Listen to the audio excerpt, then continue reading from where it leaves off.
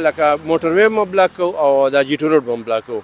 دوی ته موږ ښیو چې انشاءالله پی ټي آی اوس هم شته، ژوندی ده. او موږ سره اسلام آباد کې د پارلیمنت مخکې نوخار نه د پی ټي آی اسمبلی ممبر ذوالفقار خان صاحب موجود دي. ذوالفقار صاحب دا راته وایي چې بجټ خو پیش شو کوم اسمبلی کې، تاسو احتجاج مو وکړو خو بجټ بیا هم پاس شو. بسم الله الرحمن الرحیم. بجټ خو پاس شو، خو دا خو تاسو ته پته ده فارم 47 والا بجټ او څنګه فارم 47 وزیر اعظم دی، داسې فارم 47 والا ممبرانو هغوی سره، او دا چې دا امپورټډ بجټ او امپورټډ حکومت پیش کړی دی، نو دا پاس خو شو، خو انشاءالله دا به د دوی دپاره دا د شکست سبب به جوړېږي.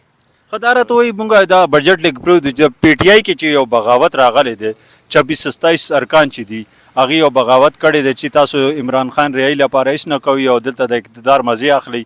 عمر ایوب صاحب بیا استعفا هم ورکړی و، دې کې څومره حقیقت دی؟ دا څه چل دی؟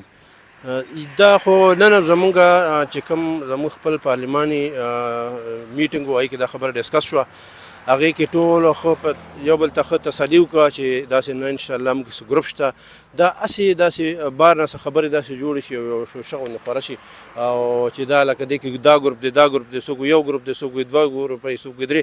موږ ښه متحد یو د عمران خان د نظریې لاندې او تحریک انصاف په نظریه باندې ټول روان دي او ټول ښه متحد دی انشاءالله، څه خبره نشته. عمران خان رهایي لپاره ستاسو تحریک چلوئ که نه همدغه شی درمیانه پالیسي به اختیار کوئ؟ دا خبره ډیره اهم خبره ده.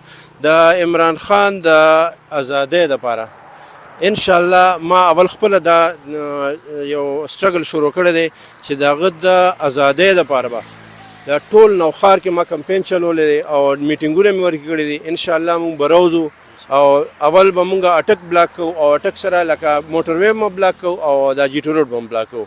د پنجاب نه چې څانه دی خو دغه راځي دا ټول موږ بلاک کوو. انشاءالله چې دا څنګه دا بلاک کوو نو ورپسې دویم سټپ به زموږ دی چې ټول پاکستان کې موږ پی ټي آی ته وایو ټول پاکستان به بلاک کوو انشاءالله. دا کله به بلاک کوئ؟ کله تاسو څه ډېټ؟ دا اوس لکه دا کوم بجټ ته زموږ لږ غوندې انتظار موږ چې دا بجټ دا سیشن وشي، ځکه چې موږ دلته کې او څه کسان هلته کې صوبایي دا کې مصروف وو زموږ، او زه دلته کې ما دلته زه پرمنټ راغلم یو څو ورځو لپاره، نو ما چې دې ځای نه زه فارغ شم نو انشاءالله زما هلته څانه زموږ تنظیمونه ټول اکټیو دي، هغوی خپل تنظیمونه زموږ میټینګونه راغواړي او په دې باندې زموږ مکمل یعنی اتحاد شوی دی او موږ به انشاءالله روزو او دا ځله به داسې نه روزو، پاخه به روزو انشاءالله. دوی ته به ښه چې کوم موږ اوس انشاءالله د امپیکټ به تاسو په خپله وګورئ.